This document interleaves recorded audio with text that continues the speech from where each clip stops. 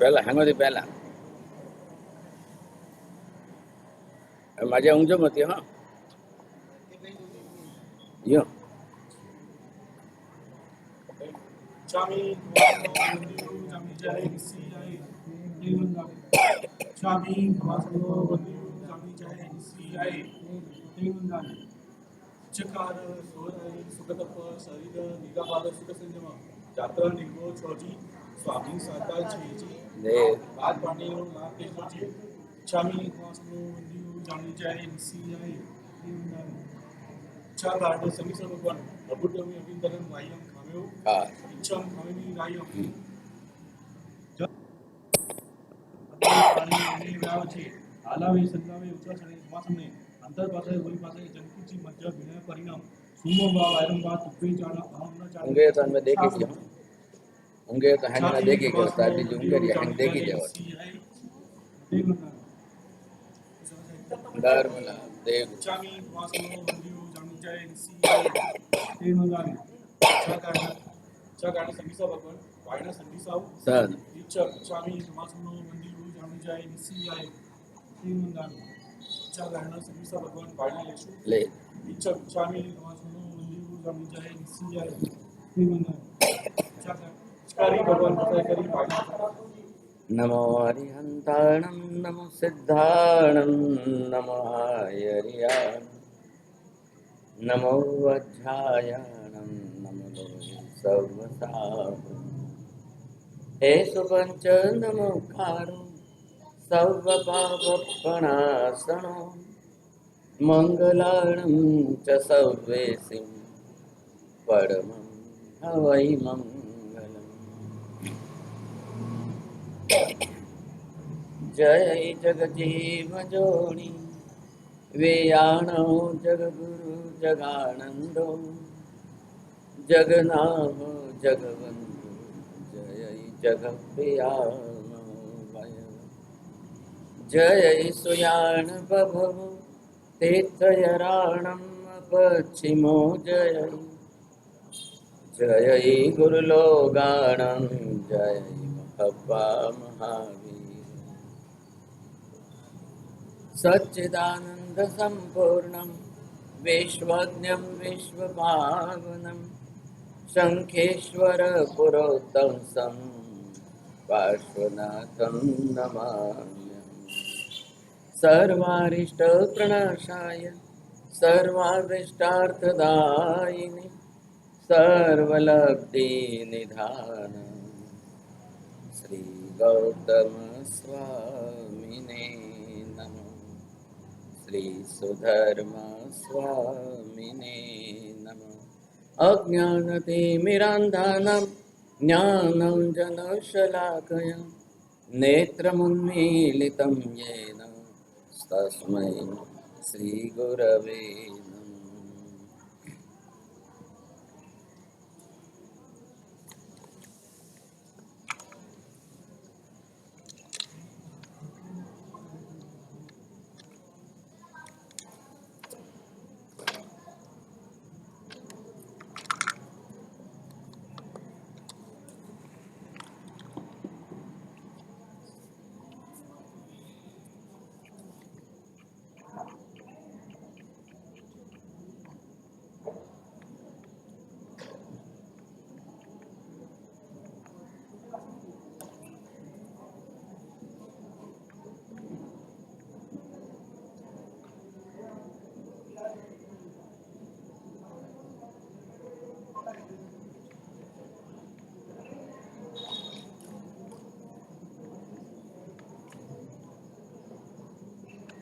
अठारह पाप स्थानों की जड़ के अंदर 18वां मुख्य पाप जो है वो मिथ्यात्व। सवाल ये है कि लोग मिथ्यात्व को पाप स्थान मानने को ही तैयार है और मिथ्यात्व अंदर एक ऐसा है कि जिसको 18 पाप स्थान पसंद है, पाप रुचि वाला जीव है, इसलिए इसको मिथ्यात्व कहते हैं। तो अगर मिथ्यात्व सत्ता में पड़ा है तो उस जीव की पाप परिणति बनेगी, पाप रुचि बनेगी, अब वो पाप की प्रवृत्ति करेगा ही करेगा। तो ये सबसे जड़ है, मूल है। हम क्या कर रहे हैं, मिथ्यात्व को ऐसे ही रखते हैं, इसकी कोई चिंता ही नहीं। मिथ्यात्व का निवारण करना, मिथ्यात्व दूर करना, मिथ्यात्व हटाना, कर्म अक्षय करना कोई लक्ष्य नहीं। हम यहाँ से दूसरे पाप स्थान जो है, अब उनके अंदर हमारी प्रवृत्ति रहती है। ये जितने भी सब प्रकार के 18 पाप, अब ये सबसे ज़्यादा रुचि इसकी बनती है, तो कोई भी पाप करने को कभी भी तैयार है। तैयारी मतलब अंदर की मानसिकता उसकी इस प्रकार की है कि वो अब पाप करने से इनकार करने को भी तैयार नहीं है। ऊपर से कारण क्या है, पाप को पाप मानना ही नहीं है, ऊपर से पाप में सुख बुद्धि मानना है। उसकी लैंग्वेज इस प्रकार की होगी, ये पापस प्रवृत्ति it is a part of life. उसको ऐसा ही लग रहा है, ये जीवन जीने का तरीका है। He believes that this is the part of life. क्रोध किए बिना संसार में नहीं चलता है, मान अभिमान के बिना संसार में नहीं जी सकते हैं, माया कपट के बिना तो चलते ही नहीं है, लोभ के बिना तो संसार में कुछ भी मिलता नहीं है, राग द्वेष के बिना तो संसार कैसे चलेगा। ये सीधा सा उसका हिसाब है। इसलिए पाप की रुचि बढ़ गई, पाप की प्रवृत्ति बढ़ गई। अब उसके लिए गहराई के अंदर मूल में देखने जाओ तो ये 18वां पाप स्थानक पारी। अब मल्टी स्टोरी बिल्डिंग तो देखते ही हो, मल्टी स्टोरी के अंदर आप ऊपर से पहला दूसरा तीसरा गिनो तो नीचे 18वां आएगा। तो बेसिक फाउंडेशन जो है वो मिथ्यात्व का बना हुआ है।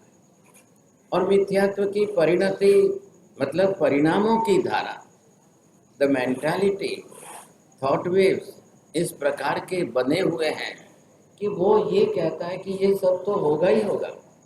जीवन जीना है तो प्राणातिपात हिंसा तो होगी,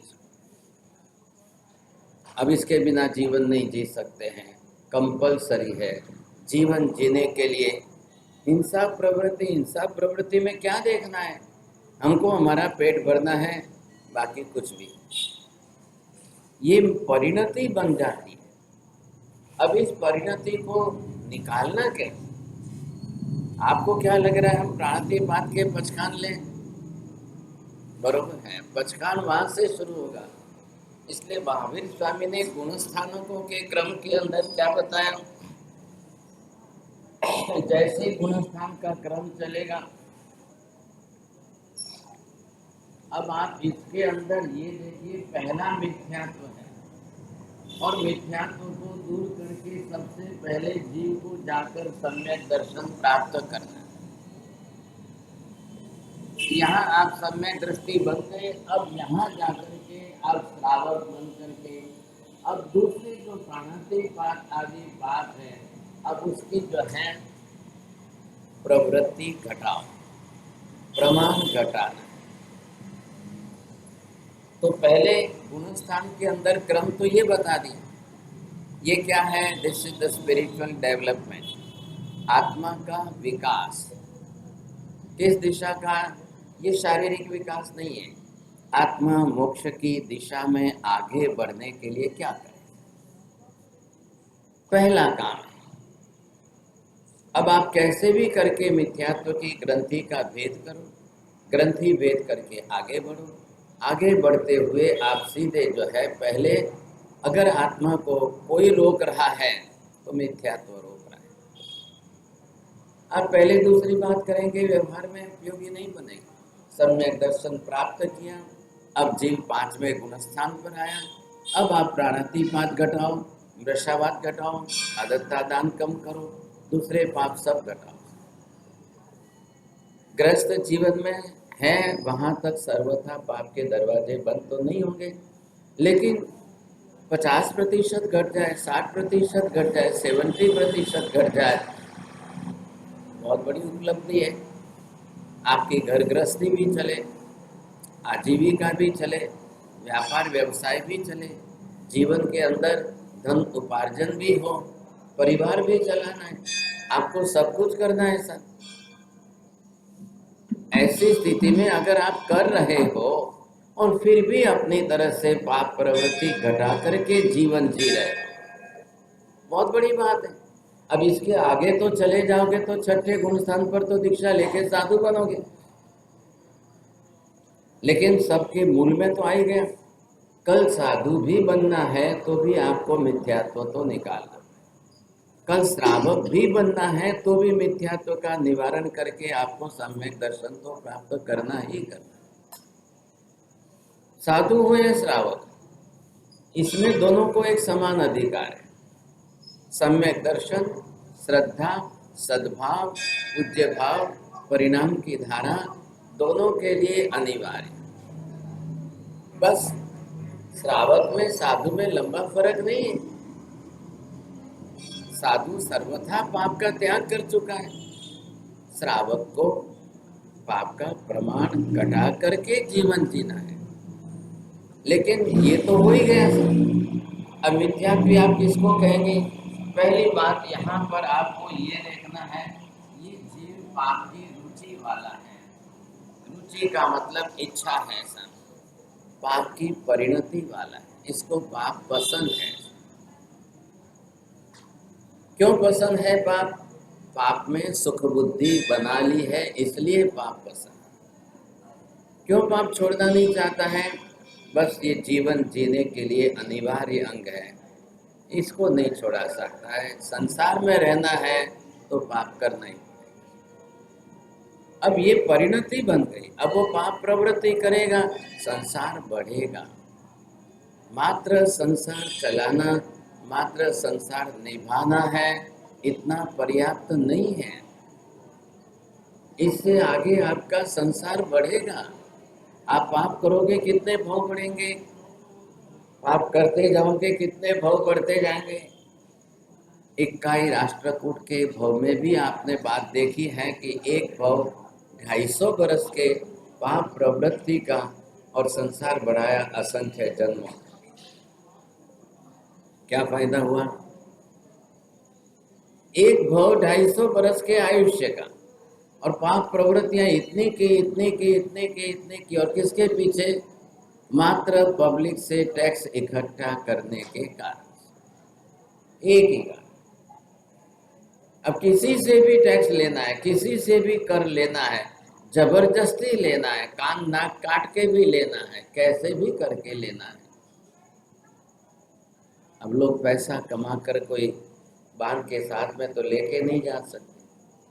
पैसे के पीछे इंसान कुछ भी नहीं देखता है, किसी भी। और आज तो ऐसी परिणति हो गई है, कुछ भी करो पैसा कमाओ, कैसे भी कमाओ, ये गलत तरीका हो गया।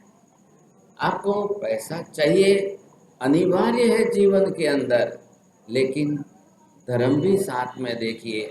पैसे कमाने के पीछे इतने पाप हो जाएंगे, इतने पाप कर लेंगे तो कल शायद क्या होगा, कल कितने भव बढ़ जाएंगे, कल कितने जन्म बढ़ जाएंगे। देवगति में तो पैसा है नहीं, देवगति में पैसे का व्यवहार नहीं है, देवगति में पैसा कमाना नहीं है, वहाँ व्यवहार ही नहीं है। नरक गति में कोई पैसा का व्यवहार ही नहीं है, तिर्यक गति में एक भी पैसे का कोई व्यवहार ही नहीं है।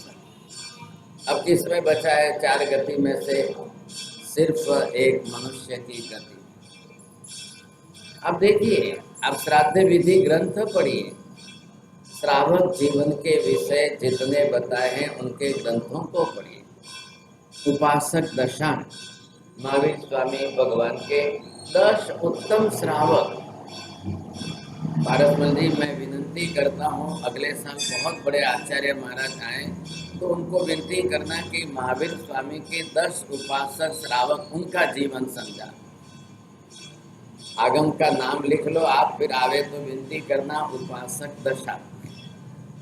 अभी मैं 11वां सूत्र आगम शास्त्र ले रहा हूँ, उपासक दशा, तो वो भी 9वां आगम शास्त्र ही है सा।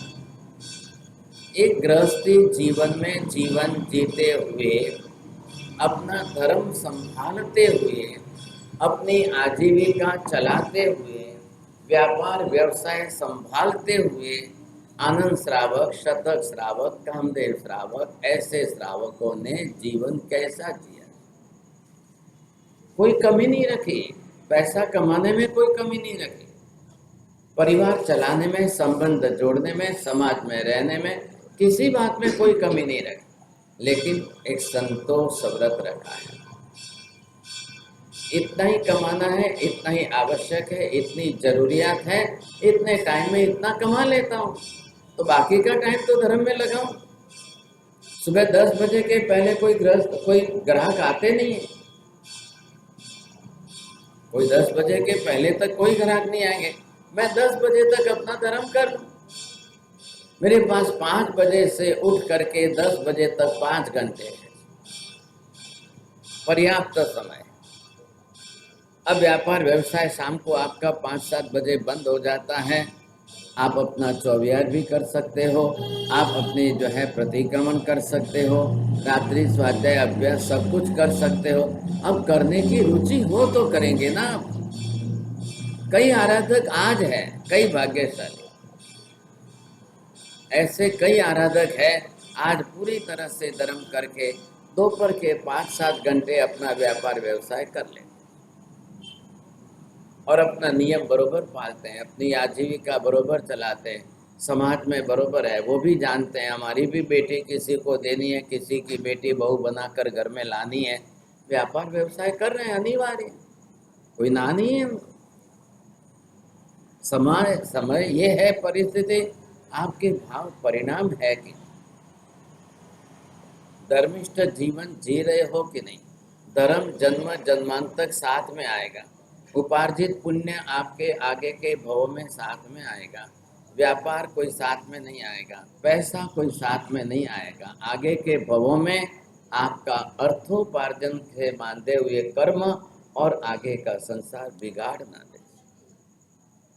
सब जगह पर पैसे का व्यवहार नहीं है, ख्याल आया। तो कल आपको भी सदगति, ऊंची गति में जाना है, तो वहां पर भी अनिवार्य है।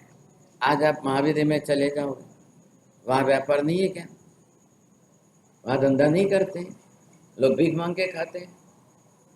किसने कहा ऐसा? 20 तीर्थंकर भी चल रहे हैं,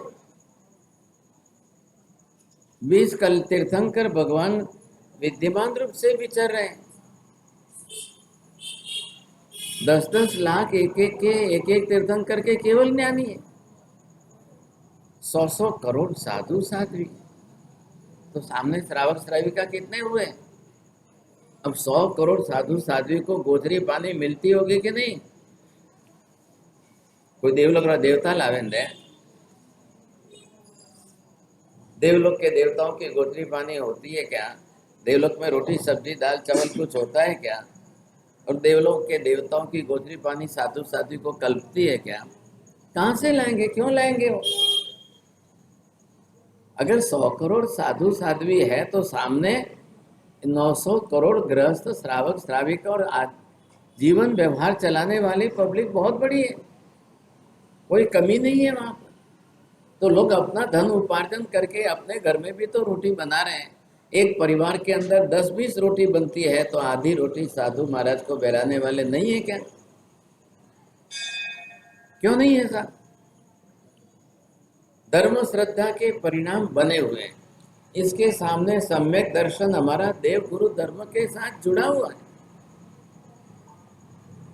श्रावक के लिए श्राद्ध विधि ग्रंथकार ये शब्द लिखते हैं कि मैं सुपात्र दान किए बिना मुंह में पानी न डालूं, मैं खाने नहीं बैठूं, मेरे घर का अनाज का दाना साधु के पात्र में सुपात्र में पड़ना ही चाहिए। और वो नेजरा कारक बना दिया, पुण्य कारक भी नहीं। सुपात्र दान पुण्य से ऊपर चढ़ करके आपको कर्मक्षय कारक बनाया, नेजरा का लाभ बनाया। आपके नेजरा के परिणाम नहीं होंगे तो पुण्य बन। आपने लक्ष्य नहीं रखा है कि मुझे कर्मक्षय करना है, नहीं है तो चलो शुभ क्रिया से आपको पुण्य उपार्जन हो जाए। किसको तकलीफ पड़ी? आपके घर से साधु महाराज एक रोटी ले गए तो आपके घर में पूरी रसोई वापिस बनानी पड़ी। आपको घर में बच्चों के खाने के लिए नहीं बची, कोई तकलीफ हुई ऐसे? है कितने आपके संग में? यहाँ 700 घर है। 700 घर में साधु महाराज 2 और साध्वी जी 3 था। क्या हिसाब में आया? कितने हिसाब में आया? अब जिनके भाव ही न हो, न तो बुलावे, न विनती करे, न घर ले जाए, न घर दिखावे, न कुछ विनती करे, कुछ भी न करे, तो साधु को निषेध है। जे विनती न करे, न घरे पग न मुकाए, आवो पधारो એટલું પણ न बोले तो एमना घरे पग न मुकाए। गोचरी पानी महत्व की नहीं है, आपके भाव परिणाम और सद्भाव और पूज्य भाव महत्व का है। हमारा सम्यक दर्शनનું મુખ્ય હેતુભૂત કારણ છે, मुख्य हेतुभूत कारण છે। आज तो भगवान नहीं है, आज तो कलयुग है, पंचम काल में आज तो भगवान नहीं विचर रहे हैं साहब। तो आज कौन है फिर आपके लिए? आज तो साधु साध्वी के सिवाय दूसरे है नहीं कोई। अब उनको भी आप भुला दो, उनको भी आप छोड़ दोगे, तो चलो मेरे साथ में आपको जू में दिखा देता हूँ, जहाँ साधु संतों का सत्संग ही छूट गया है। वहाँ परिस्थिति क्या है? बंगलों के अंदर बड़े बड़े बंगले वाले, 10 करोड़ का बंगला है, परिस्थिति क्या है? जैन उसका नाम है कि धन संपत्ति बढ़े और धर्म घटे, उसको जैन कहते हैं। धर्म बढ़े और धन भी बढ़े, ऐसा कोई ना नहीं है। कोई धर्म बढ़ते जाए तो धन घटता जाए, ऐसा नहीं है। ये आपकी मिथ्या धारणा है। धर्म बढ़ता है, उस घर में धन संपत्ति अपने आप बढ़ती है। पुण्य बढ़ेगा तो धन वैसे भी बढ़ेगा। साथ में चलनी चाहिए आपकी। आप पुण्यशाली कहलाते हो। आपको धनवान कहना अच्छा लगता है कि पुण्यशाली कहना अच्छा लगता है? भाग्यशाली कहना अच्छा लगता है कि धनवान कहना अच्छा लगता है? कोई नहीं लिखता है। एक आचार्य भगवंत भी श्रावक को पत्र लिखें तो संबोधन के अंदर धनवान नहीं लिखेंगे, हे पुण्यशाली, भाग्यशाली। ये आपके लिए श्राद्ध रत्न, श्रावक रत्न, श्रावक के रूप में लिखते हैं। तो श्रावक कहाँ बनेंगे आप? अब आप यहाँ में से, मिथ्यात्व में से बाहर निकल के आगे बढ़ोगे तब श्रावक बनोगे, नहीं तो कैसे बनोगे? मिथ्यात्व के गुणस्थान पर कोई श्रावक नहीं है। श्रद्धा नहीं है तो श्रावक नहीं, श्रद्धा है तो श्रावक अनिवार्य है। मुख्य आधार तो श्रद्धा का है। अब उसके अंदर अगर ये पाप रुचि हमारी बनती है तो हम मिथ्यात्व के घर में ही हैं। आप बिल्कुल अपने सीने पर हाथ रखकर आत्मा को पूछो, पाप गमे छे भाई? पाप કર્યા વગર નથી રહેવાતું? પાપ અનિવાર્ય થઈ ગયા છે? ખોટું બોલ્યા વગર ચાલે એમ નથી? ચોરી કર્યા વગર ચાલે એમ નથી? જીવ हिंसा वगैर तो रह न सकाय। ये परिणति आपको मिथ्यात्व के घर में रखे। अब इसमें से बाहर निकलने का रास्ता कोई तो होना चाहिए। क्यों किसी पाप की वो चिंता करेगा? अभी आपने देखा यहाँ पर अंडे का व्यापारी, अब वो मर के दूसरे जन्म में आकर के यहाँ पर जो है अभग्नसेन चोर बन रहा है। पाप की जात बदलती है, पाप की परिणति नहीं बदल रही है। पाप तो चल ही रहे जीवन में। एक में से दूसरा पाप बढ़ गया, दूसरे में से तीसरा पाप बढ़ गया, इससे कोई मतलब नहीं। आप 18 ही पाप के साथ जुड़े हुए हो। हमारा मिथ्यात्व 18 ही पाप के साथ बंधा हुआ है। सभी पसंद है, सब पसंद है। रुचि बन गई है, प्रबल रुचि वाला बन गया है। नहीं, जरूर पड़ेगी तो ये भी लेंगे, जरूर पड़ेगी तो 10वां राग भी लेंगे, जरूर पड़ेगी तो 11वां द्वेष भी लेंगे। बंदूक भरी हुई तैयार है। कौन सी परिणति है? हमारे यहाँ पर रास्ते पर रोज साग सब्जी मिल रही है। रोज किसान खेतों में जाकर साग सब्जी उगा कर लाएगा। आपको यहाँ पर साग सब्जी रास्ते मिलते हैं। आज अफगानिस्तान में चले जाओ, घर घर में जो है हथियार बन रहे हैं, हथियार बिक रहे हैं। हथियारों से पेट भरेगा? हथियार से कभी पेट भरता है, सोचिए आप। आज वहाँ की ये हालत है, घर घर में हथियार। साग सब्जी कौन बनाएगा? लेकिन खाने को क्या चाहिए? अरे वो भी तो इंसान ही तो है। जब इंसान है, अफगानिस्तान तो प्रदेश ही कैसा है, पहाड़ियों और घाटियों का प्रदेश है, कबीलों का देश है। अब खेती ज्यादा करेंगे कि क्या करेंगे? मार मार के प्राणियों को कितना मार के खाओगे आप? कल ऐसी नौबत आ जाएगी, धरती पर कोई प्राणी नहीं रहेंगे, तब आप एक दूसरे इंसान को मार के खा लो। कल ऐसी नौबत आ जाएगी। भारत देश आर्य देशों की गणना में, आर्य देश के अंदर हथियार रास्ते पर नहीं बिकने चाहिए। यहाँ पर अनाज और खाना और साग सब्जी बिकनी चाहिए। और इसलिए आपको चिंता ही नहीं करनी। एक सप्ताह भर का अनाज आप साग सब्जी क्यों खरीदते हो? एक सप्ताह भर का लाके फ्रिज में डालते हो, आवश्यकता ही नहीं है। हमारे देश में कभी ऐसा होता ही नहीं था। रोज जो है साग सब्जी वाले आने ही वाले हैं, रोज फल फूल वाले आने ही वाले हैं, रोज अनाज के दुकान वाले खुले ही रहते हैं।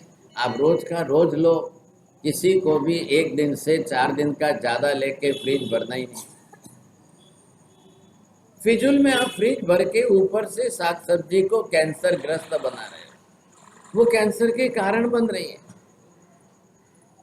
पर्याप्त मात्रा में मिलता है, शाम तक बेचारा बैठा रहे, नहीं बिकेगा तो बेचारा क्या करेगा, उसको चिंता होती है।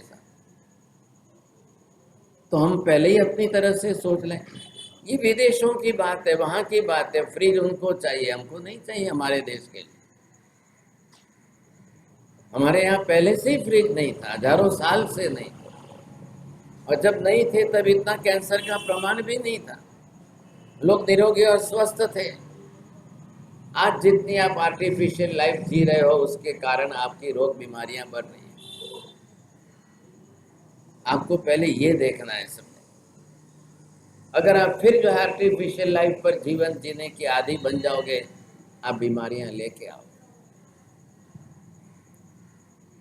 अब घरों के अंदर लोगों ने लाके पारस बल्कि क्या वो एक बॉक्स रखा है किचन में, ही आपने एक बॉक्स रख दिया है। अब था क्या हमारे हिंदुस्तान में? कभी था क्या? हजारों साल में कभी देखा था आप? जिस जमाने के अंदर गैस भी नहीं थी, गाय के गोबर के कंडे जला करके लोग रसोई बना लेते थे। और महिलाएं जानती थी, एक जो है वो लगती थी ट्यूब, बुक लगाई, उसमें से तुरंत आग निकलती थी, फटाफट हो जाता। ये आपने माइक्रोवेव, ये ओवन लाके रखा, ये कैंसर के कारण बन गए।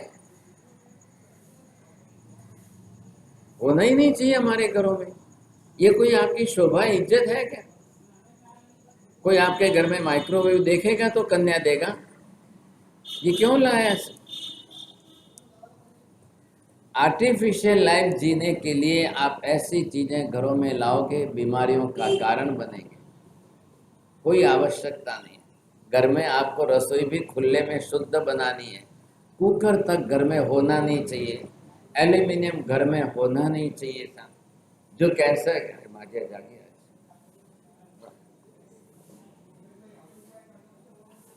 આપણો ગ્રુપ में आया। अब आपको पहले देखना है घर के अंदर हमारी 7वीं पीढ़ी के बच्चे को भी रोग बीमारी न हो, तो आपके घर की रसोई घर को शुद्ध रखना है। रसोई में सबसे इंपॉर्टेंट क्या होता है? बर्तन होते हैं। पहला के जमाने में नहीं जाता था, आप देखता था लोगों के घर में थाली वासन, कौन सारी थाली सोनारे जैसे चमकते। कांसे की थाली कटोरी बढ़िया आपको सोने की तरह से चमकती दिखाई दे। अब उसकी जगह पर आपने जो है बॉन चाइना लाया। बॉन चाइना ला करके आपने घर में कप सॉसर डिशेज रखी है, होनी चाहिए घर में। ये बॉन चाइना बनता ही हड्डियों के पाउडर से बन रहा है। कत्ल खाने में जो है जानवर कट के उनकी हड्डियों का पाउडर और उसमें रबर प्लास्टिक मिक्स करके उसको बनाया जाता है। पुराने जमाने में पहले बनता था, वो वजनदार भारी था, क्योंकि वो चीनी मिट्टी से बनता। मोरबी के अंदर उसकी इंडस्ट्री, वो मिट्टी का था तो वजन था। अब लोगों को खड़े खड़े खाना है तो इतना वजन हाथ में कौन उठाए। लाइट वेट करें। हमारे शरीर में सबसे ज्यादा हल्के वजन की हड्डियां हैं। आप पूरे शरीर का स्कैटर लेकर के हड्डियों का वजन करके देखो, और ये जो है शरीर में चर्बी फैट वगैरह जमी है इसका वजन करके। अब जानवर तो रोज कट रहे हैं साहब, कत्ल खाने में हजारों और लाखों की तादाद में कट रहे हैं। हड्डियां कितनी बढ़ गई। नहीं तो हड्डियों का ढेर हो जाए तो हड्डियों का पहाड़ बन जाएगा। अब वो रोज पीस पीस करके पाउडर कर रहे हैं। हड्डियों को पीस करके पाउडर करके डब्बे भर के सबसे पहले जिम में रखे जाए। जिम के अंदर, सबकी जिम के अंदर हड्डियों का पाउडर, बोन पाउडर, और नाम दे दिया उसको सप्लीमेंट दे दो साहब। तो ये जिम कसरत करने वाले जाके जो है वहाँ पाउडर खाएं। ये जिम में जाने की अपेक्षा तो आप योगासन प्राणायाम कर लो। ये इतना बड़ा हॉल यहाँ पर खाली है, सुबह 6 से 7 कोई यहाँ पर योगासन करे। हमने चालू किया तो बंद करा दिया, कानून से बंद कराया कि हाँ भाई एक ट्रस्टी को पसंद नहीं है, नहीं बंद रख। तो हमारा समाज तो जो है इस योग में तो आएगा ही नहीं। आप दूसरे समाज में जितने योगासन की प्रवृत्ति आज भी है उससे 10% जैनों में नहीं है। दूसरे समाज में तो योगासन सिखाने के टीचर बन करके लोग 10,000 रुपया कमा रहे हैं सिखाने के, लेकिन इस समाज के अंदर नहीं। और जैन समाज के अंदर बीमारियां कम है क्या? बीमारियां कोई कम है? आप सोच लो, आज 30 35 40 के साल से बीमारियां कोई हिसाब के बेहिसाब की बीमारियां। क्या परिणाम आएगा सोचो आप। इधर आप जितनी मेहनत करके कमाते हो इतना मेडिकल में, डॉक्टरों में, दवाइयों में आपका पैसा एक तरफ चला जाए।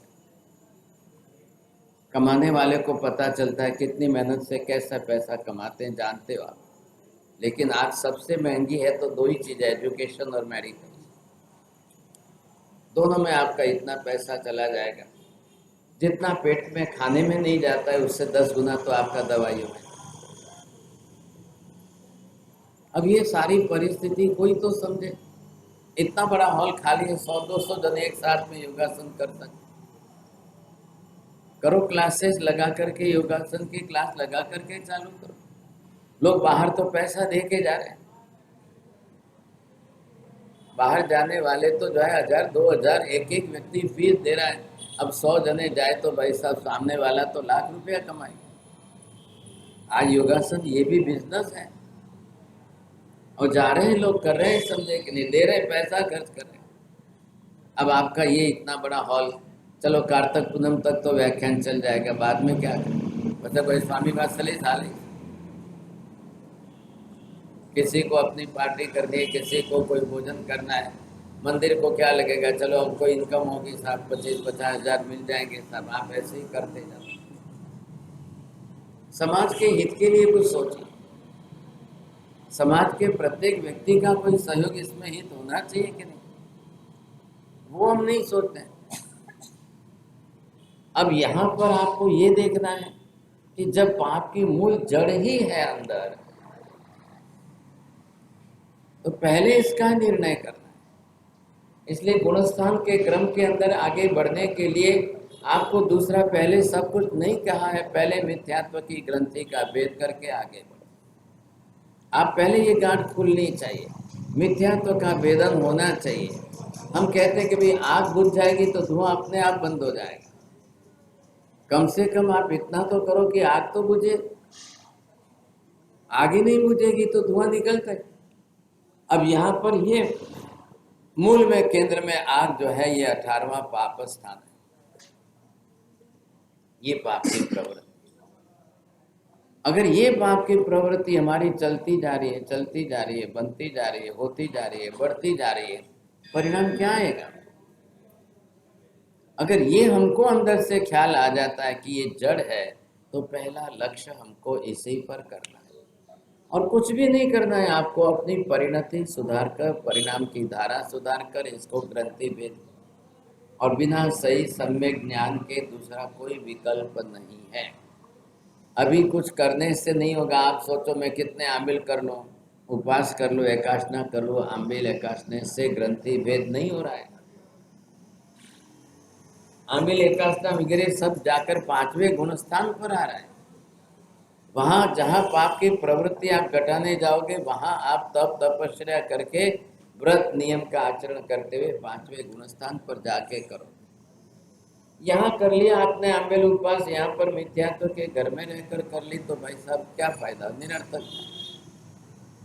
व्यवहार में से गिना जाएगा। लौकिक व्यवहार से बाहर से कोई कहेगा हाँ सर, लेकिन तब तक आपके कर्म क्षय निद्रा के परिणाम तो बनने चाहिए कि नहीं? अगर निद्रा के भाव परिणाम नहीं बन रहे हैं तो बड़ी मुश्किल बात। पहले कर्म क्षय कराएगा कौन? सम्यक दर्शन। सम्यक दर्शन के अंदर आत्मा की मान्यता बन जाएगी, कर्म की मान्यता बन जाएगी, धर्म की मान्यता बन जाएगी, देव गुरु की मान्यता बन जाएगी, जिन वाणी के सिद्धांत तत्व की मान्यता बन जाएगी। अब आपके परिणाम में आएगा भाव जगेंगे, भाई मैं कुछ करके निद्रा तो करूं। ये तो व्यवहार में से बाहर की दुनिया में चल रहा है। मम्मी अट्ठाई कर रही है तो मैं भी कर लूँ, समझे कि नहीं? पड़ोस वाले कर ले तो मैं भी कर लूँ, बड़ा भाई कर रहा है तो छोटी बहन सोचते मैं भी कर लूँ। ये सब तो संस्कार के लिए व्यवहार नए से उपयोगी। समाज के सामाजिक दृष्टिकोण से व्यवहार नए से उपयोगी है। अब 7 बरस की बच्ची कहाँ सम्यक दर्शन प्राप्त करने जाएगी? अब 10 बरस का लड़का कहाँ जो है ये सम्यक दर्शन प्राप्त करने जाएगा? लेकिन धीरे धीरे संस्कार बन जाते हैं। संस्कार बनेंगे तो कल वो यहाँ से वहाँ तक पहुँचने में उसको फायदा हो। वहाँ हेतु अलग है, सामाजिक दृष्टिकोण है। व्यवहार नए का उद्देश्य अलग होता है। चलो भाई कर रहा है, अच्छा है, अनुमोदना करो, उसके भाव बनेंगे आज नहीं तो कल। लेकिन अगर वो 50 साल तक, 60 साल तक, 80 साल तक ग्रंथि भेद ही नहीं करे और मिथ्यात्व जाए नहीं जीवन में से, तो फिर नहीं होगा। ये पहले उसको सोच, मुझे कैसे भी करके ये तो मिथ्यात्व तो निकाल नहीं। आज समाज में सर्वे करने जाओ, सम्यक दृष्टि जीव कितने और मिथ्या दृष्टि जीव है कितने, समझे? दोनों में से आपको प्रमाण देखने पर ख्याल आ सकता है कि कितने हैं दोनों में से। तो ये हम समझेंगे तब। उधर का नहीं, ये रहना, नहीं ये रखना है, वो रखना। अब ऐसी स्थिति के अंदर दोनों में से जैसे आप यहाँ पर देखोगे कि ये सम्यक दर्शन ही है। अब ये देखा आपने, इसके सामने सम्यक दृष्टि जीव को देखा। अब इसको भी पाप का प्राणातिक पाप हो या दूसरा पाप, तीसरा पाप, अब जो भी पाप जिस प्रकार के जैसे भी हो, तो इन सब पापों के अंदर अब इसको क्या कहेंगे? हम बिल्कुल धर्म रुचि जीव कहेंगे, या आप इसको नाम दीजिए कि ये आत्मा जो है पाप भीरू आत्मा है। अब आप देखते देखते किसी भी प्रकार के पाप के प्रति अब उसकी धारणा जो है, ये उसने 18वां तो वैसे भी नष्ट कर दिया है। तो अब ये जीव और ये जीव, अब दोनों के अंदर फर्क कितना पड़ गया है? कोई भी पाप हो, संसार के व्यवहार में पाप है, लेकिन ये चाहता है कि मुझे ये भी नहीं करना है, ये भी घटाना है, ये भी कम करना है, ये भी कम करना है। अब उसकी परिणति परिपक्व बनी हुई है। पाप भीरू मतलब डरता है, पाप से डरने की मनोवृत्ति है। पाप से डरेगा तो ही जाके कर्म भीरू बनेगा, कर्म भीरू बनेगा तो संसार भीरू बनेगा, भव भीरू बनेगा। ये उसके लिए कक्षा अनिवार्य बननी चाहिए। पहली धारणा। अब आप अपनी अपनी धारणा बना करके देख लो कि हम इस तरफ हैं कि इस तरफ है, ये हमारी परिणति है कि ये परिणति में आ गए कि नहीं आए। आपको व्याख्यान सुनते 10 बरस हुए, आपको आचार्य भगवंतों के पास आते आते 20 बरस हो गए, 15 बरस हो गए। बरसों का हिसाब मत देखिए, परिणति बदली कि नहीं बदली ये देखिए। अंदर जीवन की परिणति क्या बनी है, कैसी बनी है, इसका हिसाब नहीं। अब हमारे यहाँ पर इसी तरह के आयोजन होने चाहिए। नहीं हुए तो फिर बरसों बीत जाएंगे। बरसों से व्याख्यान में आ रहे हैं लेकिन कुछ भी फर्क नहीं पड़ रहा है। बरसों से हम आ रहे हैं, सुन रहे हैं, लेकिन कोई परिणति नहीं बदल रही है। और हमने जिन वाणी को बिल्कुल डिवैल्यूएट करके प्रभावना तक ला करके रोक दिए। बस आप आओ, प्रभावना लेके जाओ। ऐसे अगर जिन वाणी ये हो तो क्या वैल्यू रहेगी। आप जिस तरह से व्याख्यान में आते हो, जिस तरह से सुन के चले जाते हो, आपका बेटा इस तरह से स्कूल में जाए और सुन के चला आए तो फिर क्या होगा। वहाँ फीस भरते हो आप, वहाँ बेटा घर पर भी आए तो वापिस उसको होमवर्क करना है, कुछ लिखना है, कुछ पढ़ना है, कुछ समझना है। हमने यहाँ कदर नहीं की, हमने सिर्फ सुनने तक सीमित रखा। अब सुनने के बाद समझ में आए, समझ में आने के बाद सीखने लगे, उसके बाद परिणति बदले। सम्यक ज्ञान चाहिए। अब भी मैंने आपको कहा है, बिना सम्यक ज्ञान के सम्यक दर्शन नहीं होगा। आप 1000 उपाय कर लो, बाहर के कितने भी रास्ते अपनाओगे, लेकिन जब तक आपका सम्यक ज्ञान अंदर नहीं घुटा जाएगा, तत्व ज्ञान अंदर नहीं घुटा जाएगा, वहां तक कुछ भी नहीं होने वाला है। ऐसी स्थिति में हमको अंदर से सुधारना करनी पड़ेगी। पहले आत्मा को जो है इस तरफ ले जाओ। पाप भीरू है कि पाप रुचि है, दो में आसमान जमीन का फर्क पड़ गया था। पाप की रुचि मतलब क्या है? पाप की इच्छा है, अंदर से पाप करने की इच्छा जगती है। अब पाप करने की इच्छा होती है तो वो कुछ भी करेगा, कैसे भी करेगा, कहाँ से भी करेगा। इच्छा प्रबल होती है अंदर। इच्छा होने के बाद इच्छा को घटाना, इच्छा होने के बाद इच्छा कम करना, इच्छा होने के बाद इच्छा को रोकना और इच्छा के मुताबिक न करना, ये तैयारी आपकी होनी चाहिए। इच्छा तो पाप कर्म के कारण, पूर्व भव के कर्मों के कारण, पिछले जन्मों के कर्म अंदर स्टॉक में भारी भरे पड़े हैं। कभी भी हो जाएगी, नहीं होगी ऐसा नहीं है। कर्म के उदय के कारण इच्छा होनी है। अब धर्म क्या कह रहा है? इच्छा पूरी मत करो। आप इच्छा पूरी करने के पीछे कुछ भी कर लो, कैसे भी कर लो, कुछ भी कर लो, कैसे भी कर लो, ये नहीं कर। ऐसा करके हम कुछ भी करने जाएंगे, नहीं रात को 12 बजे इच्छा हो गई दारू पीना है, चलो जाएंगे, नहीं साहब, ये मत करो गलती। अब यहाँ पर श्राद्ध विधिकार शास्त्रकार कहते हैं, सम्यक दृष्टि जीव को अपनी तरह से ऐसे पाप रुचि वाले जीवों की मित्रता नहीं करनी है। यहाँ तक कहा गया कि इनके साथ संबंध मत बांधो। लेकिन अब इतनी जल्दी आपको पता नहीं चलेगा तो संसार के व्यवहार में तो पता चल जाएगा। कल कहीं जाएंगे, कल खाने पीने बैठेंगे, कल घूमने जाएंगे, कहीं फिरने जाएंगे, कहीं बाहर गांव जाएंगे, कल कहीं और जाएंगे, आपको फटाफट पता चल जाएगा। जीवों की परिणति उसकी प्रवृत्ति से समझी जाती है। अंदर अंदर किसके मन में क्या परिणति है, कैसी विचारधारा है, उसके अंदर के भाव परिणाम कैसे हैं, अब ये कोई दिखाई तो नहीं दे रहे, लेकिन प्रवृत्ति करते समय व्यवहार से पता चल जाए। और उसके लिए सबसे पहले क्या आता है? जीव की प्रवृत्ति में खाने पीने। जैसे ही खाने पीने की प्रवृत्ति आप आई, सब मिलकर के खा रहे हो। अब जिसमें प्राणातिपात के जीव हिंसा का भी पदार्थ खाने पीने के लिए बना हुआ है, तो पहले उससे आप निवृत्त बनिए। साहब, नहीं मुझे नहीं खाना है, नहीं मुझे ऐसी चीज नहीं खाना है, बस पहली अपनी तैयारी है। सबसे पहले सम्यक दर्शन हो जाने पर आपको सद्भाव किसका आएगा? दूसरे भी जीव हैं, मैं जैसा जीव हूँ वैसे दूसरे भी जीव ही हैं। मुझे मेरा जीव पसंद है तो दूसरों को भी अपना जीव पसंद है। ये सारी चीजें उसके गणित में बैठ जाती हैं। पहले आप संसार में समस्त जीवों को जीव के रूप में स्वीकारना शुरू, मानना शुरू। पहली हमारी परिणति यहाँ से शुरू। इसलिए हमको पहला धर्म दिया है जीव रक्षा का धर्म, जीव दया का धर्म, जयणा का धर्म। इसलिए हमको पहले खाने पीने के अंदर जीव हिंसा जन्य पदार्थ न हो, ये हेतु आपको दिया। जब जीव बताया, जीवों की संख्या बताई, अब जीवों का प्रमाण बताया, अब जाकर के जीवों का प्रमाण आपको घटाना है, कम करना है। तो जिन जीवों की हिंसा ज़्यादा होकर के वैसे खाद्य पदार्थ बने हैं, तुरंत आपको जीव बुद्धि बननी चाहिए। वस्तु पसंद है, वस्तु अच्छी है, वस्तु स्वादिष्ट है, वस्तु खाने जैसी है, वस्तु शक्ति वाली है, नहीं, हमको नहीं चाहिए।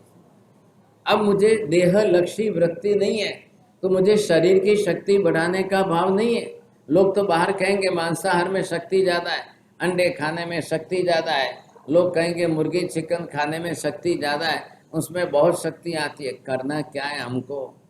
जैन तो बिल्कुल उससे विपरीत चलते हैं, हम तो उपवास करके भी शरीर की शक्ति घटाते हैं। अब दूसरे खा पीने वाले जो है रोज खाएं और रोज शक्ति बढ़ाए, रोज खाए और रोज शक्ति बढ़ाए, वहाँ कंपटीशन लगती है कि चलो एक दिन के कितने अंडे खाना है, वहाँ कंपटीशन लगेगी। हमारे यहाँ पर ये नहीं, हमको कितने उपवास करना है ये हिसाब। आप किंतु भाई हिसाब करो, खाली बम्बई के अंदर पर्यूषण निमित्त कितने उपवास हुए, करो हिसाब, खाली बम्बई के हिसाब में। और आप फिर पूरे हिंदुस्तान का हिसाब करो और देश विदेश का हिसाब करो, उपवास का आंकड़ा लाखों पर जा रहा है। 28 भी गिनो, मासकमण भी गिनो, सबकी सब तपस्या जिंदगी भर, एक एक खाली एक ही चौमासे के कितना हो गया।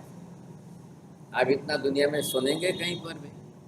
आप किस समाज के अंदर सुनेंगे इतना?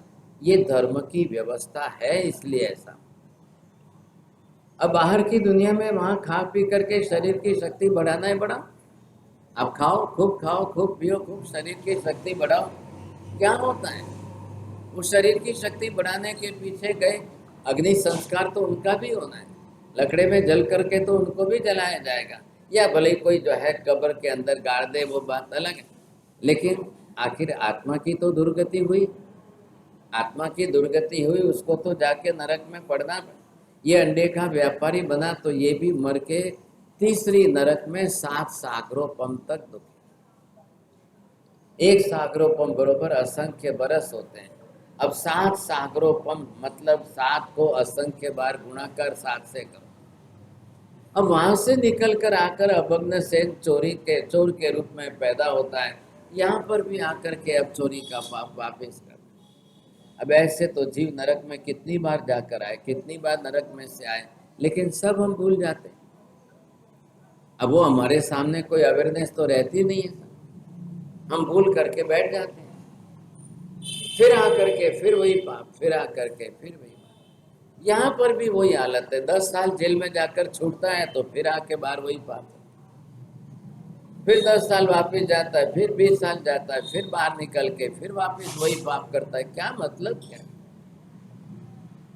अब इसका मतलब क्या रहा? फिर उसको मालूम है अब क्यों बार बार पाप करता है, क्यों बार बार नरक में जाता है, क्यों दुखी होता है, वो टाल नहीं सकता है क्या? लेकिन पहले जब तक मिथ्या तो नहीं टलेगा, सम्यक दर्शन नहीं आएगा, वहां तक कुछ भी नहीं। पाप की परिणति टालनी। आपने धर्म कितना किया, धर्म की प्रवृत्ति कितनी की, इसके बजाय आपने पाप परिणति कितनी टाली है, ये आपको देखना है। अंदर ये सोचिए, पिता की मृत्यु हो गई, 8 कन्याओं से शादी हुई और अपना संसार का सुख भोगने में इसने भी मजा। अब पाप, पिता की मृत्यु के बाद सारी जो है जिम्मेदारी इसके ऊपर आ गई। अब हाथ के नीचे 500 चोर हैं, पिता की पूरी सेना जो थी, सब चोर चोरी करने वाले इकट्ठे हुए हैं और सबका लीडर ये बना है। आप नेता भी बनते हो तो किसके नेता बनते हो, कैसे लोगों के नेता बनते हो, पहले ये भी देखो। अगर सज्जन सुशीलों के नेता बनते हो तो पुण्य भी अच्छा होगा, दुष्ट और दुर्जन लोगों के नेता बन गए तो पाप प्रवृत्ति करके और ज्यादा कर्म बांध। क्योंकि अब खुद को तो करना ही है, लेकिन 500 जनों को ऑर्डर दे के कराना है। इधर 10-20 जनों को बोलो तुम इधर जाके आज जाओ, 10-20 जनों को बोलो तुम इधर जाओ, इस गांव में जाओ, इतने गांव में इधर जाओ, इस गांव में इतने जाओ, इधर से वहां से, फिर वापस शाम को आकर के रात को इकट्ठा होना है, कौन कहाँ से कितना लेके आया है, कौन क्या से कितना लेके आया। अब सबको निर्देश देने वाला कितने पाप का भागीदार। खुली छूट है, कुछ भी होगा, खाली हाथ नहीं आओगे, कुछ भी करो लेकिन लेके आना है। इसका मतलब क्या हुआ सर? ये अभग्न सेन अभी कितना 20-22 साल का युवक और अपनी पाप प्रवृत्ति के अंदर इतने मजे से आगे बढ़ रहा है। जितना पाप करने में मजा ज्यादा आएगा, उतनी ही सजा उसकी दुगुनी चौगुनी हजार गुनी बनती जाए। ये नियम है पाप कर्म के घर में, तो ये नियम है। पाप छोटा है कि बड़ा है वो मत देखो, पहले आप ये देखिए कि पाप करने में आपको मजा कितनी आ रही। श्रेणिक महाराजा ने एक तीर से 2 जीवों की हिंसा कर दी। गर्भिणी हरिणी मरी, उसके पेट में बच्चा, वो भी तड़प करके मर रहा है। अब 2 जीव मर रहे हैं, लेकिन इसको देख करके मजा इतनी आई, सैनिक राजा को मजा इतनी आई। अब उसमें वो अपना इतना राजी हो रहा है, इतना राजी होगा, एक तीर से मैंने 2 जीव। तो जीव हिंसा, 2 पंचेंद्रिय जीव की हिंसा का पाप था 50%। अब वो मजा के अंदर अपने पाप का अनुमोदन करते हुए 50% का 100% कर दिया। ऐसे गुणाकार होता है, गुणाकार इस तरह से होता है। ऐसे ही नरक नहीं बन जाती है, और ऐसे ही नरक के लंबे पाप के कारण जो है नरक की सजा के बरसों बढ़ते हैं। आज श्रेणिक महाराजा का जीव नरक में है तो 84,000 बरस तक तो उनको रहना ही रहना। यहाँ हमको आज 84 बरस भारी पड़ रहे, खाली 84 ईयर आज हमको यहाँ भारी पड़ रहे हैं। और आज श्रेणिक महाराजा नरक के अंदर 84,000 बरस तक उनको जीवन जीना है। 84,000 में से बीते कितने हैं? सिर्फ 2,500 बरस बीते हैं। अभी सिर्फ इतने ही बीते, 2,500 बरस बीते हैं। अब आप कल्पना करो कैसे निकालेंगे वहां, कैसे निकले, एक एक दिन कैसे निकलता है। हालांकि नरक के अंदर तो दिन रात तो होते ही नहीं, न कोई सूर्य है, न कोई चंद्र है, न कोई दिन है, कोई न रात है, कुछ। तो वहां कैसे गिनेंगे आप दिनों की गणना? हमारे यहाँ की गणना के हिसाब से वहां कैलेंडर हमारा चलता है। हमारे यहाँ पर पंचांग के अंदर आज एक दिन है, दूसरा दिन है, तीसरा दिन है, चौथा दिन है। ऐसे वहाँ पर भी 360 दिन का एक बरस के हिसाब से आप 84,000 बरस के लो। एक दिन नरक के अंदर सुख शांति नहीं है, एक दिन के लिए। अब ऐसी स्थिति में सैनिक महाराजा क्षायिक सम्यक्त्व लेकर गए हैं, इतना ही उनका प्लस पॉइंट। ये अच्छा हो गया कि पहले उन्होंने क्षायिक भाव का सम्यक दर्शन प्राप्त कर लिया। इसका ये परिणाम आया कि क्षायिक कक्षा का सम्यक दर्शन होने के कारण अब उनको सम्यक दर्शन जाने वाला नहीं है। कौन सा जा सकता है? औपशमिक, क्षायोपशमिक जा सकता है, क्षायिक कभी नहीं जाता है।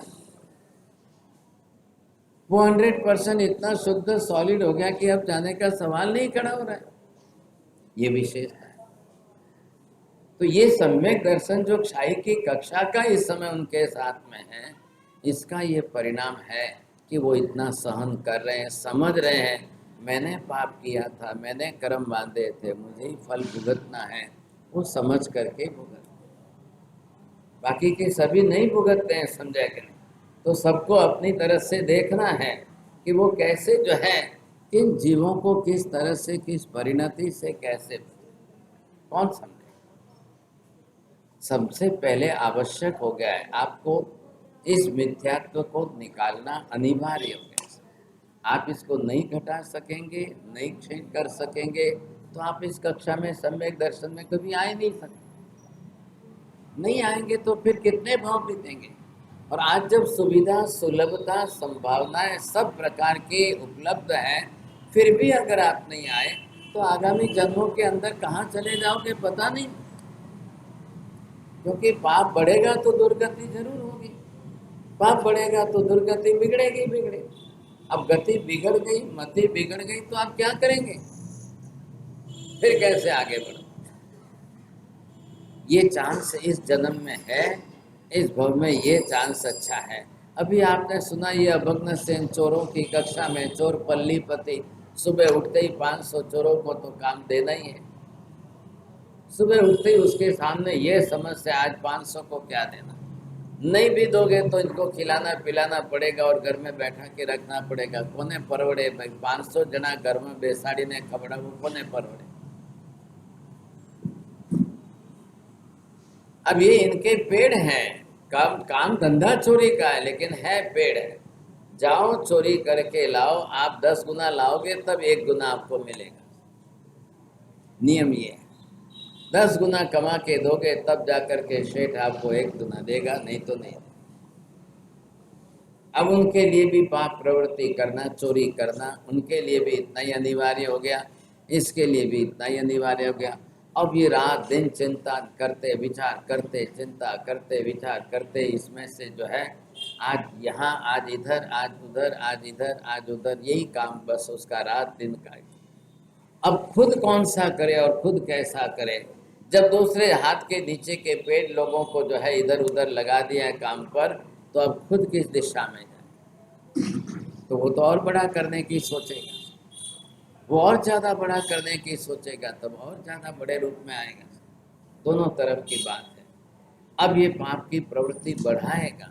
आप कब तक पाप में पकड़े नहीं जाओगे, कब तक चोरी में पकड़े नहीं जाओगे। थोड़ा बहुत भी पुण्य कोई पीछे से सहयोग करेगा वहाँ तक ठीक है। जिस दिन आपका पुण्य खत्म हो गया, अकेला पाप ही पाप रहा है, तो फिर आप करते हुए छोटी चोरी में भी पकड़े जाओ। कई बार आप बड़ी चोरियों में भी नहीं पकड़े जाते हो, लेकिन कई बार छोटी में भी जल्दी पकड़े जाओ। हिसाब तो हिसाब। अब एक आदमी चढ़ गया है, पाप की प्रवृत्ति में चढ़ गया और फिर पाप को बढ़ाते ही जाना है, बढ़ाते ही जाना है, तो फिर वो क्यों घटाएगा। अब बढ़ाने में तो उसकी और अंदर से रस रुचि बढ़ेगी तब बढ़ाएगा, नहीं तो वो कुछ भी नहीं करेगा। ये स्थिति इसकी हो रही है। अभग्न सेन का अध्ययन है, ये तीसरा अध्ययन चल रहा है। धीरे धीरे थोड़ा सा आगे बढ़ रहे हैं, 2-4 दिन में पूरा भी हो जाएगा, आप समझ भी सकोगे भाग्यशाली। कल जो है कार्यक्रम आपका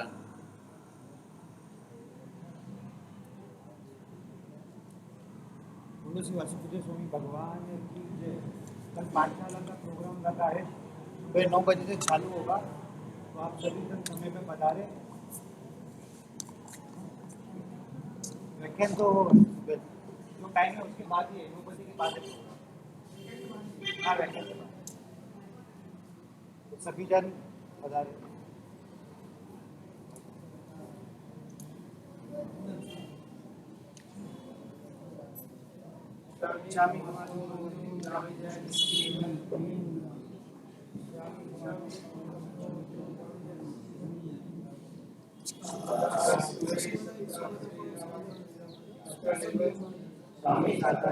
देव